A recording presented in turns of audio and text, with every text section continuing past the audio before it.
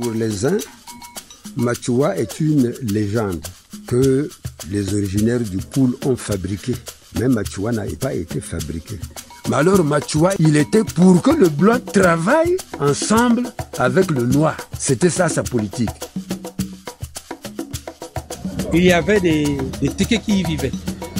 Une tribu qu'on appelait les Nkala. Nkala. Le Foulakari, c'est pas le Foulakari, c'est le Foualankari. À plus de 72 km au sud de la ville de Brazzaville se situe une belle cité qui est le chef-lieu du département du Poul. Il s'agit de la ville de Kinkala. Comment est cette agglomération et quelle est son histoire?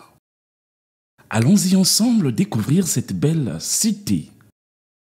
Il y avait des Téké qui y vivaient. Une tribu qu'on appelait les Nkala. Nkala. Malheureusement, quand le blanc est arrivé, au lieu que ce soit Nkala, ça devient Kinkala. Kinkala, c'est le nom que porte cette ville maintenant.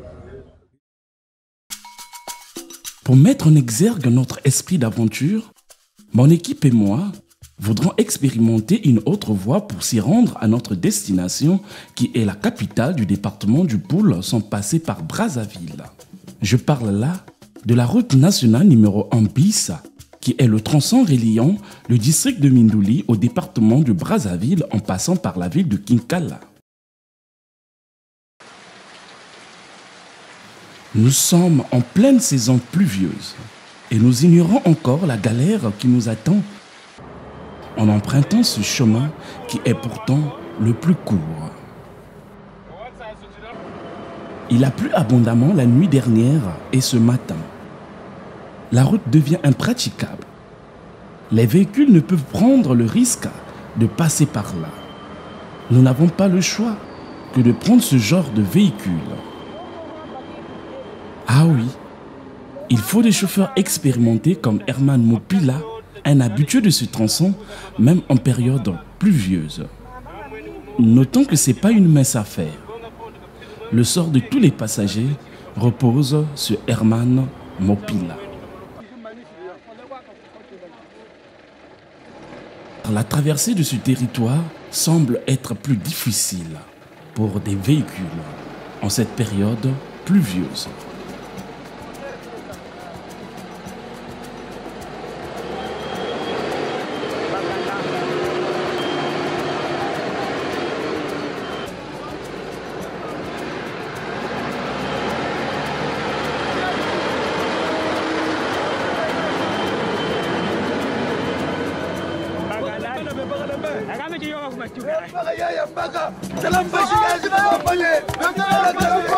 Donc là, nous traversons le rencontrement de Sabo. Vous avez vu comment que la voie elle est tellement bizarre et elle est... Mais Dieu soit loué, on a un bon chauffeur qui est en train de bien conduire et il est maître dans son métier.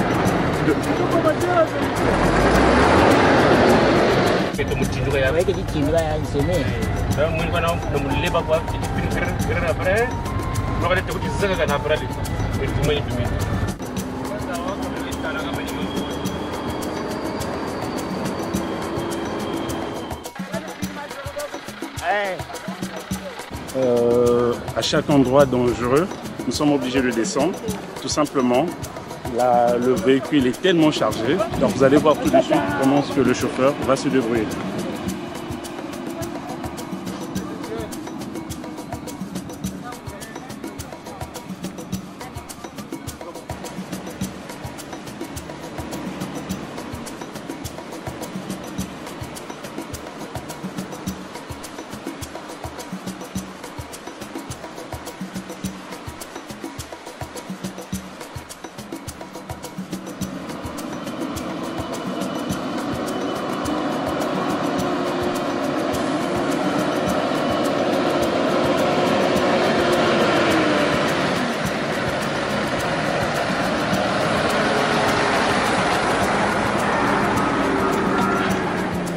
Après avoir souffert, montré son expérience et il nous a montré son savoir-faire. Le pire est passé. Après 4 heures de route, dans des conditions effroyables.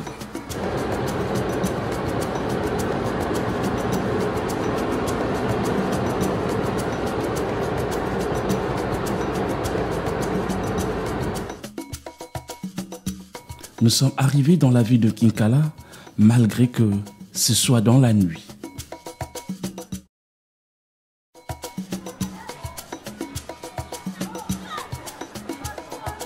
Le lendemain matin, nous accompagnons Lewis à son lieu de travail.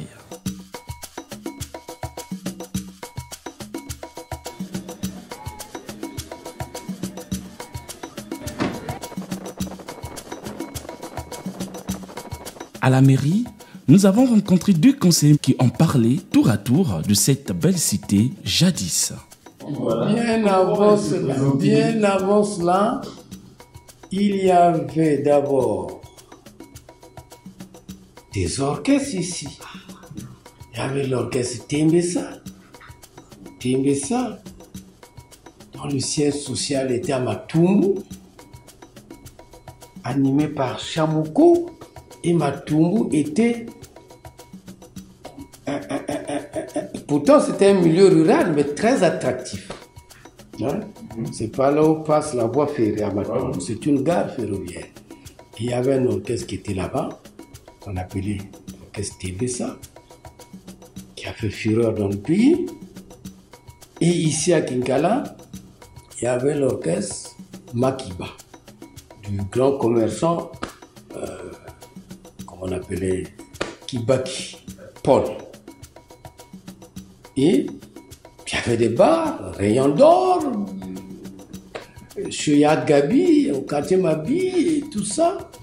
Et aussi les week-ends, il y avait des orchestres de Brazzaville qui venaient ici pour animer la ville. Le chef-lieu, évidemment, le chef-lieu, Kinkala. À l'époque, donc, on peut parler des orchestres Sinza Kotoko, Mondo Negro Kuala, les bandes de la capitale, SBB, et j'en passe. Mais c'était la vie. J'ai dit tantôt que les hommes de Brazzaville, ça se confond. Ils dorment ici, ils se retrouvent à Brazzaville, ils dorment à Brazzaville, ils se retrouvent à Kinkala très tôt, et c'est donc un concubinage comme ça. Donc, voilà. Le grand souvenir, je ne parle pas des anciens souvenirs, mais le grand souvenir depuis la municipalisation, c'est quoi? À l'époque, quand vous partiez de Brazzaville pour Kinkala, vous prenez un bus. Dès que vous arrivez, quelle que soit la distance qui vous sépare de la gare routière, vous marchez. Vous marchez parce qu'il n'y a pas d'issue, vous ne pouvez pas, on ne peut pas assurer votre déplacement interne dans Kinkala. Or, aujourd'hui, avec ces voies-là qui ont été bitumées, l'accès devient facile depuis le centre, donc depuis la gare routière jusqu'à votre domicile. Oui, vous avez le libre choix de prendre une voiture, une course, ou un taxi moto. À part la municipalisation accélérée qui a rendu cette cité aussi belle, il faut souligner les efforts et la volonté de certains hommes qui contribuent sans relâche à la construction de cette ville.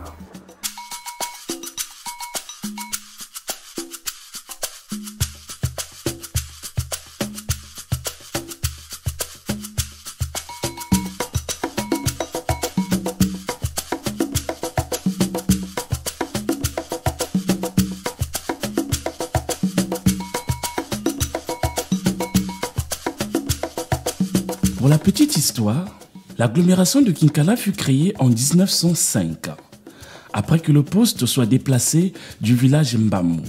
Il fut érigé en district en 1933 par l'administrateur maire Us Verlin et c'est en 1948 qu'il deviendra chef-lieu du Djoué. 1995, la ville de Kinkala est érigée en commune en moyen exercice sous la direction du maire Raphaël Sita Djambombe. Cette expérience ne durera que 2 ans. Sous la direction de Anne-Marie Bernardine Malonga comme administrateur maire, Kinkala est maintenant une commune urbaine en 2005. Après 12 ans, plus précisément en 2017, la ville de Kinkala est devenue commune en plein exercice. Kinkala, c'est le chef-lieu du département. Mais dans le département, il y a 13 districts. Et quand vous regardez, là où je regarde, vous constatez que c'est une voie qui vient déboucher au carrefour. Mais c'est l'axe Kinkala-Boko. Et il y a même Luingui. Les gens de Lumo sortent de là aussi. Et quand vous regardez un peu à ma droite, là, vous constaterez que c'est la venue principale. Hein? C'est la venue principale. Parce que ici, c'est le boulevard. Mais lorsque... Quel boulevard? Le boulevard Denis Sassou Nguesso. Parce que toute la grande cérémonie de la municipalisation accélérée en 2012 a eu lieu ici. Ah bon? Oui. Et quand vous allez plus loin, vous constaterez que c'est le prolongement de la route, l'ancienne route numéro 1 qui partait de Brazzaville pour Pointe-Noire. Et de l'autre côté, on voit? Et de l'autre côté, c'est justement l'arrivée de Brazzaville.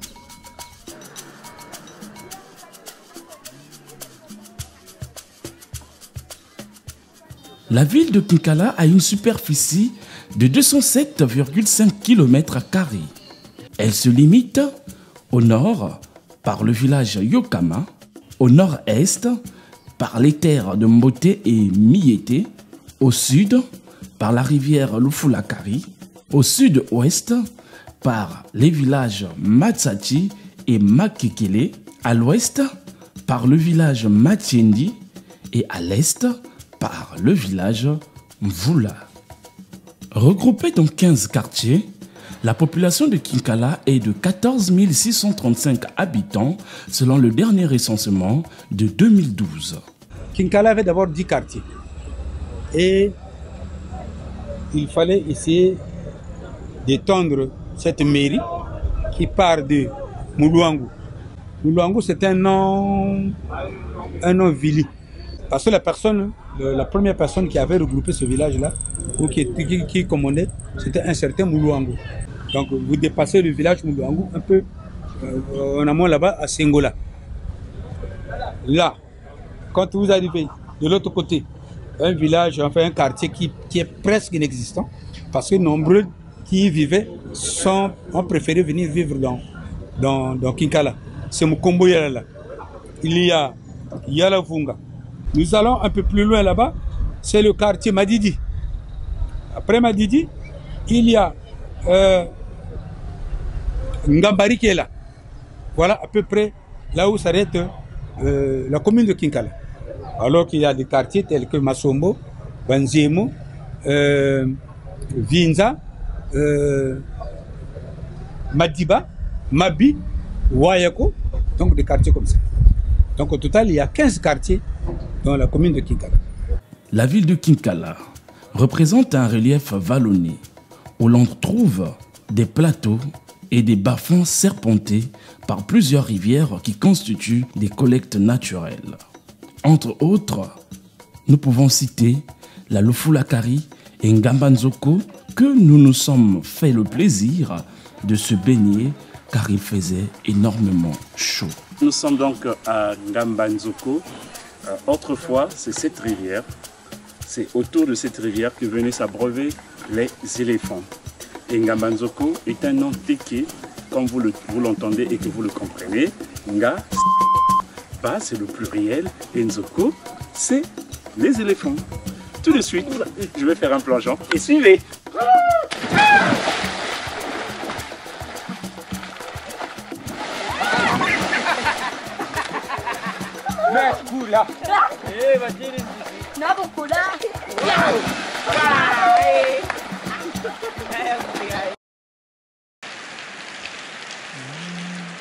Malgré sa pluviométrie annuelle qui se situe entre 1300 et 1600 mètres cubes, dont les températures sont comprises en 21 et 33 degrés Celsius, le panier de la ménagère est cher.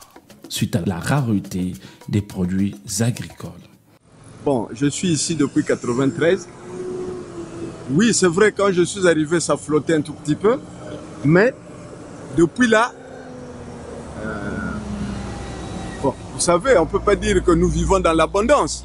Mais il y a le minimum qui est là. Le minimum pour la vie. Cette belle cité, dont les groupes ethniques dominants sont les Bassoundi, les Lari, les Congo et d'autres ethnies sont installés, mais de façon minoritaire. Ceux qui y vivent sont partis du Congo d'Antotela. Après là, ils sont passés par Boko, où on appelait normalement Boka. Parce que les gens devraient se reposer là-bas. On appelait cela, pour que ce soit Boka, c'est devenu Boko. Et ainsi de suite, ils sont arrivés ici, où ils ont retrouvé les Tékés. Les Tékés ont eu peur de ceux qui sont partis du Congo d'Antotela. Ils se sont retirés jusqu'après elle finit là-bas. Donc, et voilà que les gens sont venus occuper cette contrée. La ville de Kinkala n'est pas lotie aux règles d'art d'urbanisme, car il y a l'absence des rues dans le cadre général. Par contre, on y trouve des avenues aménagées et bitumées, mais tortueuses, distantes de 22 km sur les 29 prévues. Plusieurs voiries sont encore en terre et posant le problème d'accès entre blocs ou quartiers. Le voilà. C'est Lubota, conseiller municipal et fils de la ville de Kinkala. C'est lui qui nous fera le tour de la ville comme guide. Avant tout, Lubota souhaite nous parler d'une grande figure de football qui fut découvert dans l'un des terrains de football de la ville. En dehors de ce terrain que la municipalisation a laissé, il y avait le terrain de Mabi, chez les catholiques. Donc il y a des équipes qui partaient de Brazzaville pour venir jouer. C'est ainsi qu'on a même découvert certains joueurs tels que les Memato Sao, les Matongo Sokus, enfin pas mal de joueurs qu'on avait découvert. Tel joueur a des talents, tel joueur a du talent. Quand vous voyez Tosao, bon, c'est un jeune qui vivait après Matumbu, un peu en allant vers Pekaloualou. L'équipe préférée de Memato Tosao était Patronage. Mais le fait de le voir jouer, nombreuses des équipes se sont intéressées sur ce dernier. Donc, la première équipe à se manifester, c'était Kara. Et la deuxième, c'était Dianoir. Mais Dianoir avait dévancé Kara parce que Kara se préparait. Il avait déjà donné une date. Mais nous arrivons chez vous mercredi. Sensibilisez votre oncle.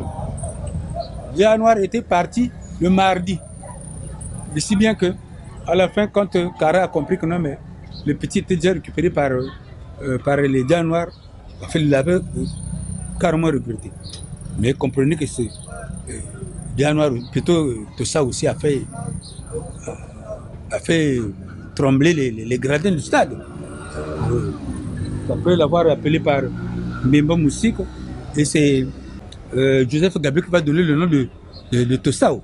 Quand vous arrivez dans le stade Mabi, c'était plein à craquer, même s'il n'y avait pas de gradin, mais les gens vraiment allaient pour se distraire. Et c'était du beau football qu'on était allé. Ensemble avec lui, nous nous dirigeons à moto chez Ntumwa Ubin Mouyokolo.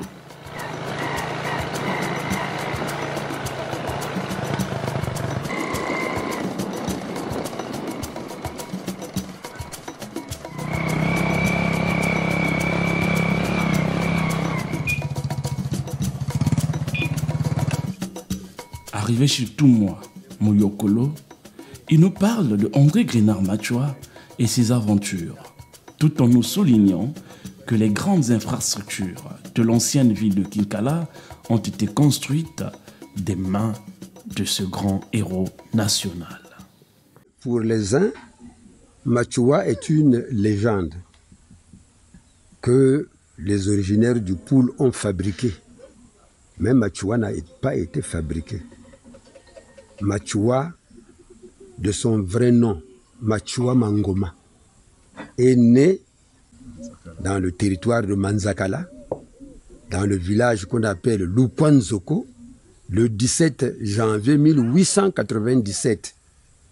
Son père se nommait Ngoma et sa mère se nommait Nkusu. Voilà pourquoi on l'appelait Machua Mangoma. Parce que dans le temps, le fils, lorsqu'il était né, il devait aussi prendre le nom de son père, géniteur. Donc, on l'appelait Machua Mangoma. Machua Mangoma. D'autres livres des historiens disent qu'il est né le 17 janvier 1899. Là, nous sommes dans la période coloniale. Le colon, lui, il a écrit que Machua André est né le 17 janvier 1899. Mais chez le colon, puisqu'en ce temps-là, Mbanza Ndunga peut-être était sous la mouvance de Kinkala, on le fait naître à Kinkala. Or qu'il est né dans le district de Mbanza Ndunga. Il est né dans le district de Mbanza Ndunga à Manzakala. Oui. Alors, parlez-nous de l'existence de André Grenard Machua, sa vie dans le cadre politique et administratif. Bon, Machua, lorsqu'il a grandi, il a atteint l'âge de la maturité, 7 ans. C'est lui-même qui est parti du village Manzakala. Attendez, sans vous couper, oui. Donc l'âge de la maturité à cette époque, on l'a tenu à partir de 7 ans. De 7 ans, 8 ans. Et il est allé à Mbamou. Donc à Mbamou, automatiquement, il s'est fait inscrire à l'école. De lui-même? De lui-même. Il s'est fait inscrire à l'école et en une année, il était au cours préparatoire première année. Il est trop intelligent, on l'a fait passer au cours préparatoire deuxième année. La même année, trop intelligent, on l'a fait passer au cours préparatoire au CEI 1. Donc, au cours élémentaire. Élémentaire, première année. La même année, la même année, il est arrivé au CM2. Donc il a brûlé les étapes en une année. 7 ans, 8 ans. Oui, il a brûlé les étapes et il était au CM2. Il devait donc faire le CEP indigène. Et lorsqu'il a présenté le CEP indigène, il était reçu. Comme il était un peu un extraordinaire doué, un enfant doué, on va l'envoyer à Kindamba, dans un petit village. Dans un petit village de Kindamba. Et c'est là où il sera moniteur. C'est à quel âge finalement qu'il devient Il est parti, il est allé là-bas à 9 ans. À 9 ans, il était déjà moniteur. Il a émerveillé les prêtres et il n'a pas mis beaucoup de temps qu'il sera rappelé à Brazzaville. Et quand il sera rappelé à Brazzaville, c'est là où il sera recruté à la douane. Il est le 22e douanier du Moyen Congo en ce temps-là parce que ce n'était pas encore république. Quand il fera son premier voyage en Europe, il ira se faire recruter dans l'armée française. Parce que l'actuel roi Mohamed, son père lui disait qu'il avait fait la même prison avec Machua, qui revenait du Moyen Congo. Et finalement, arrivé en Europe, quel était le mobile pour Machua?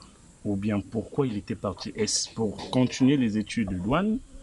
Ou c'était pourquoi exactement? Lorsqu'il est parti en Europe, le pouvoir du Moyen Congo régnait. Et au niveau du Congo, les indigènes n'étaient pas libres. Il y avait d'abord le Nkwezo. Il y avait le Frankatatu. Le Nkwezo, c'est le Nkwezo, c'est la sève. La sève qui devait servir à produire le caoutchouc. Ah. Et la sève là, ça sortait d'une plante qu'on trouve maintenant dans nos savanes là. Maintenant, oui, il fallait qu'on la pile. Tout est no, oh, ta tout est no, moko majikana bolo bolo mututa mukwezo. Voilà, cette chanson-là, c'est la chanson de cette... Ah, parce que Djamere était là pour prendre les... Oui, c'était un blanc. Simple. Donc il fallait piler le mukwezo. Parce que le soir, il vient pour ramasser. Pour ramasser. Oui. Il sera le premier qui va écrire au gouverneur. Wow. Voilà pourquoi on dit Ndombi Kundombi, Saririn Kanda, Commanda Diande Machua André. C'était Machua André qui avait le premier noir qui a écrit une lettre au gouverneur pour lui dire que lorsque vous êtes venus, nous, vous les blancs, nous ne sommes pas contre vous. Nous aussi, les noirs, nous avons une culture. Vous aussi, les blancs, vous avez aussi une culture. Nous ne devons pas nous mener la guerre. Mais ce que je trouve, moi, parce que ce que je vous dis là est vrai, Machua n'était pas contre le blanc. Mais alors Machua était pour que le blanc travaille ensemble avec le noir. C'était ça sa politique. Ce que le blanc connaît, il montre au noir, et ce que le noir connaît aussi montre au blanc. C'est ce qu'il voulait. L'histoire nous dit que Machua a rempli également des fonctions dans, je ne sais pas, la province à cette époque de Kikala. Est-ce vrai? Machua n'a pas exercé des fonctions à la province. Mais Machua on l'avait déporté dans le Poul pour faire la prison. Toujours en prison. Il avait d'abord fait la prison de Mindouli. Après la prison de Mindouli, Machua était emprisonné à Kinkala. À Kinkala. Et à Kinkala, il a cassé les pierres. On lui a amené des pierres, de grosses pierres. C'est à la place Machua. Là où il y a la statue, à côté de là, il y a la place pénitentiaire d'André Machua. Là où il y a un petit buste là. Là, c'est la place pénitentiaire. C'est là où il cassait les pierres. Et c'est à partir de cette pierre qu'il avait cassée, lui, qu'on avait construit l'hôpital de Kinkala.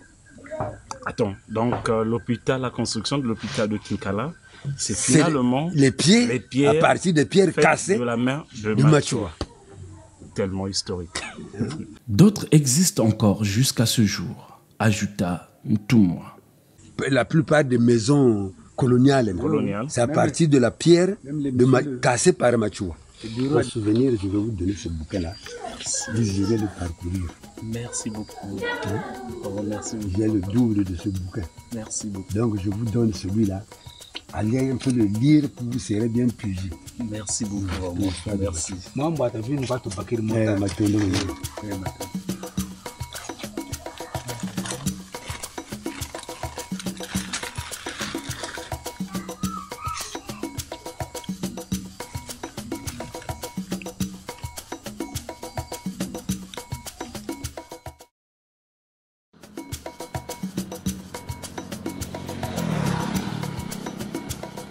Lobota nous fait visiter le monument érigé devant l'hôtel de la préfecture. Quelle satisfaction! C'est la place où il cassait la pierre quand il était en prison. Donc c'est ici qu'on a érigé ce petit monument-là. Ah bon? Donc on le fait sortir de la prison, on l'amène ici et il cassait cette pierre-là pour la construction des bâtiments administratifs. Ah oui, donc c'était un gros caillou qui était ici là? Vraiment, c'est des cailloux qu'on avait entassés.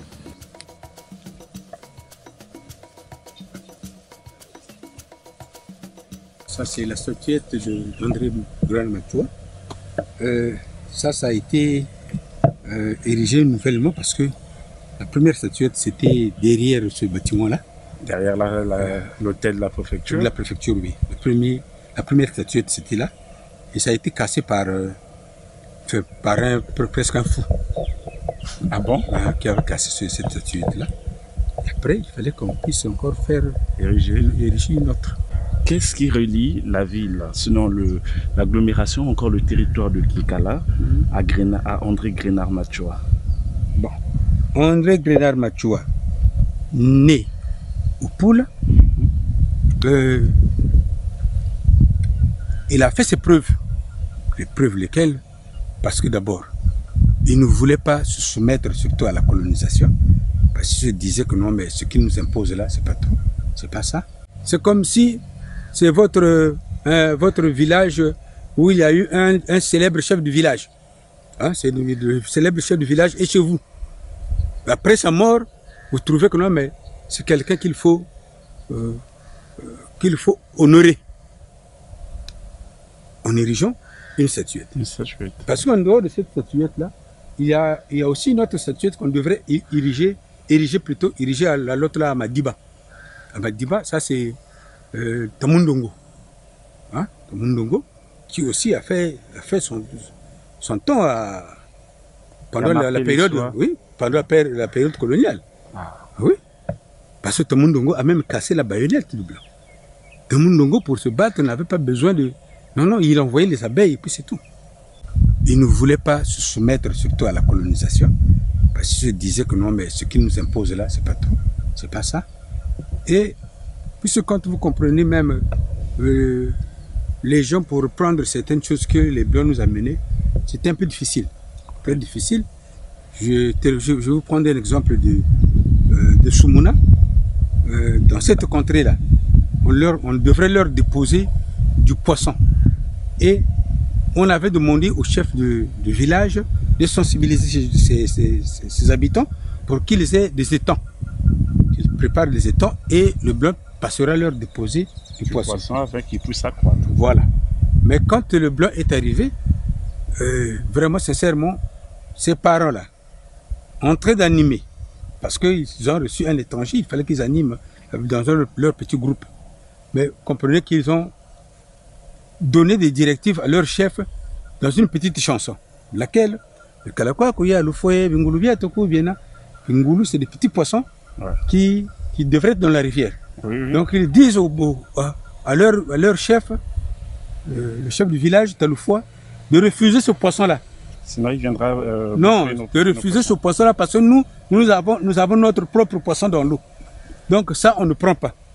Comme c'est toi qui es là, notre représentant, qui va transmettre cela auprès du blanc qui est arrivé avec ses poissons. Donc il faut carrément refuser.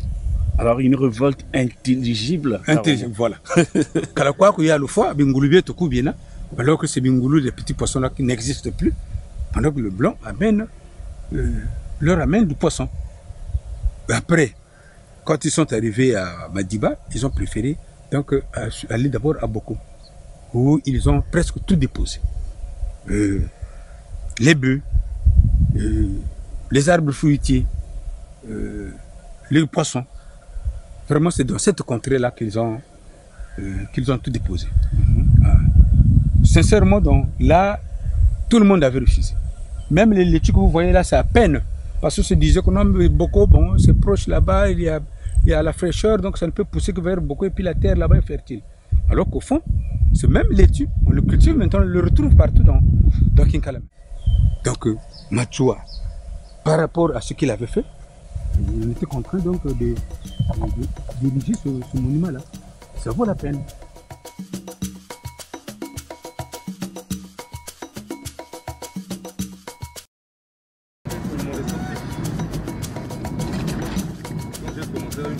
Nous sommes allés aussi contempler la beauté de la rivière Lufulakari et sa chute. Bien, nous sommes arrivés à la rivière Lufulakari. Lufulakari, ça a été un nom donné par les Français. Normalement, c'est le Folankari.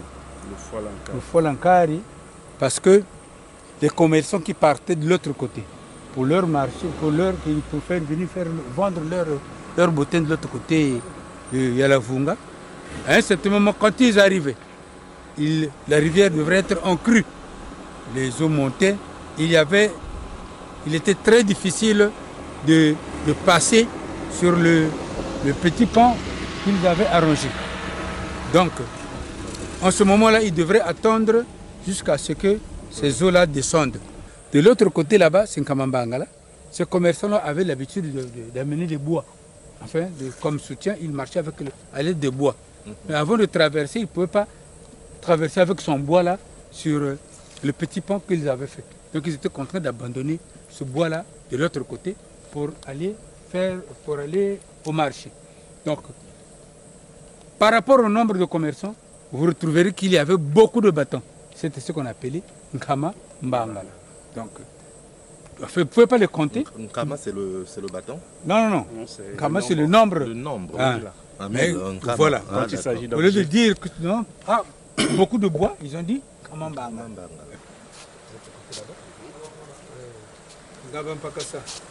va tomber directement dans le Foulakari. Donc Gabanzoko, dans le Foulakari, voilà. Donc le Foulakari représente également, puisqu'on essaie de lire, représente également la limite de la ville de Kinkala. La ville de Kinkala, oui. La limite entre le Gris et la ville de Kinkala.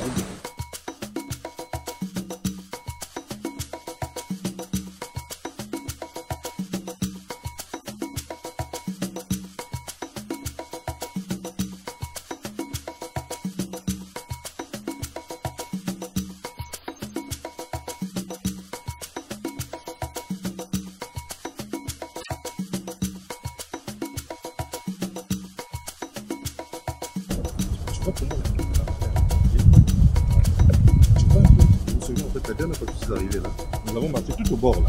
Oui. Il y a des rochers, hein. Jusqu'à aller sortir là. Voilà pourquoi je vous ai dit commençons par là. Et on va faire ça.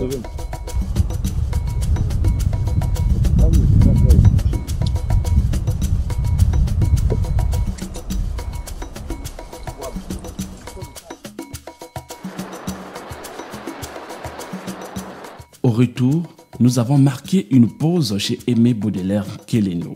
Il est le chef du quartier de Yalavunga. Maintenant, ça veut être le Kofi, Yiti, quelle est l'histoire, il y a Yalavunga, et il y a le Foulakari. Yalavunga, Tanguina Ntama, Trokiri la Mara, entre les deux rives. Lui qui est venu dans le Foulakari, lui qui est venu dans le Foulakari. Après, Boberi Touka va avancer pour les pays de Boko. Vers les frontières, qu'on a frontières ici dans Tanzanie. Donc, donc, il y a la Vunga Boberi Touka, nous sommes à Chindamba, Mayama, Mpangala, Moukwissa échange. Dans le temps, Trok Beriata, Moukwissa échange yo, Baba Natabi, Mabio Babakiri Kuna, Mpakasa, Ngombe Zayuma, ainsi de suite. Bobe Gousson, c'est juste à Boko, Baneti Mbisa Mamba. Donc, on se troque yo, mon entend mon abo bas commerce, faut banavunga.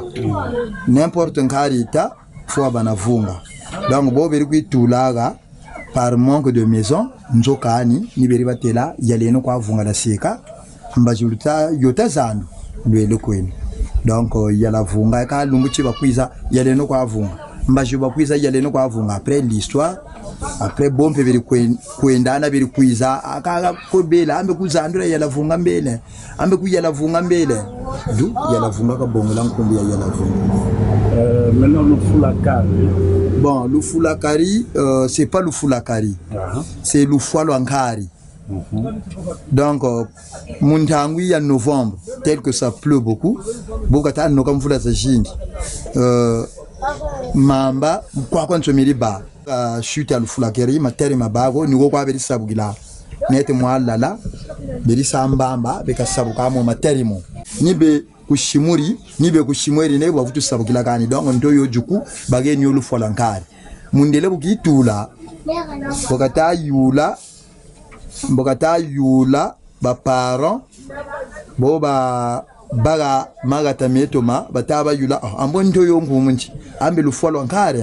Mundele Tsonegene, le Foulakari. Et c'est là, la rivière a pris le nom de la Foulakari, mais c'est pas le Foulakari, c'est le Foulakari.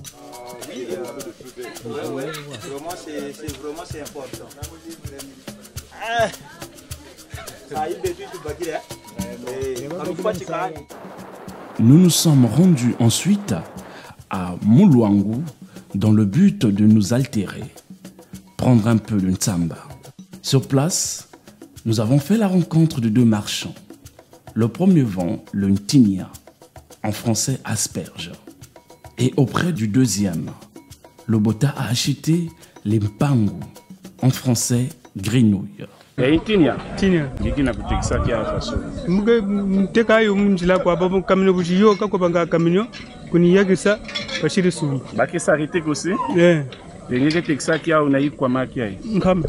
Kama 500. Ça m'a dit 500. Ngeke kunda kia ou bien yake kula kia mosi? Baka yo mpashi. Aha. Donc mpenu boko abatekela yo baba suni kama abatekela. Benke dzwa kia nakacha boso, hein? Nakacha boso. Ma toka. Yaliboka baka tima. wakano kokoto mempa kampasha kwa numba kimorita kwa ndema Kila baka pangu. Posons-lui quand même des questions. Comment c'est costaud, hein? C'est costaud, mais celle qui était ici, c'est costaud. C'est la grenouille. Vraiment, c'est le bon repas.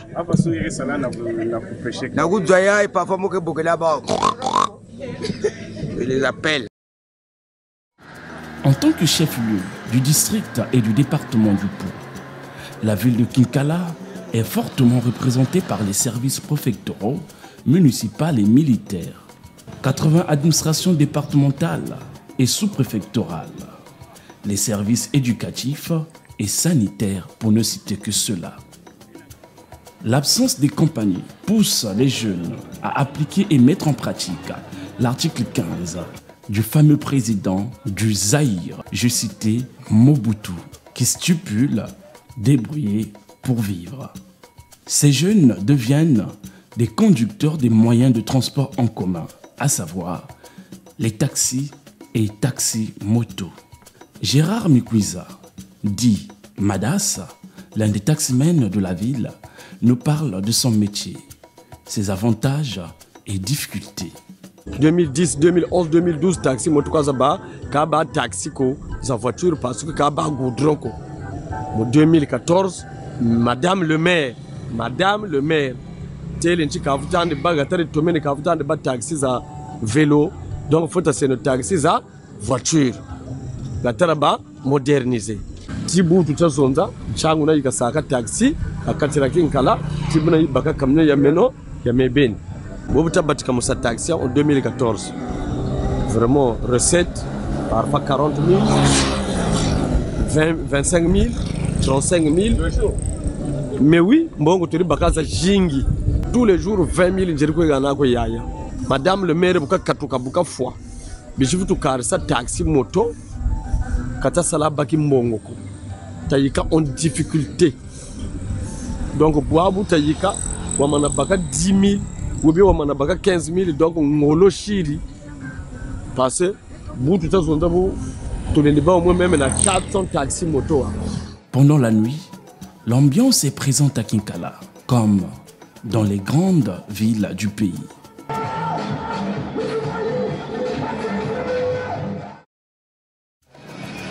Nous avons passé des séjours inoubliables à Kinkala. En dépit de tout, nous sommes ravis de tout ce que nous avons rencontré et visité dans cette belle cité. Aujourd'hui, nous vivons ou nous avons les mêmes conditions de vie que Brazzaville. Et mieux encore, Brazza aujourd'hui, c'est avec son agrandissement, on n'est pas loin d'une poubelle, si je peux m'exprimer ainsi. Et quand c'est comme ça, vous réaliserez que la santé prend le coup. Mais ici, non seulement nous respirons l'air pur de la nature, mais nous avons aussi la possibilité d'avoir tout ce qui est vendu à Brazzaville ici, sur place. Donc on peut ou ne pas bouger pour aller faire son marché. On reste sur place. Tout ça, c'est des acquis. Et quand vous avez l'électricité, l'eau, c'est des facteurs de développement. Comme Julien, Kinkala restera à jamais une belle cité pour nous. À nous revoir dans nos prochaines aventures.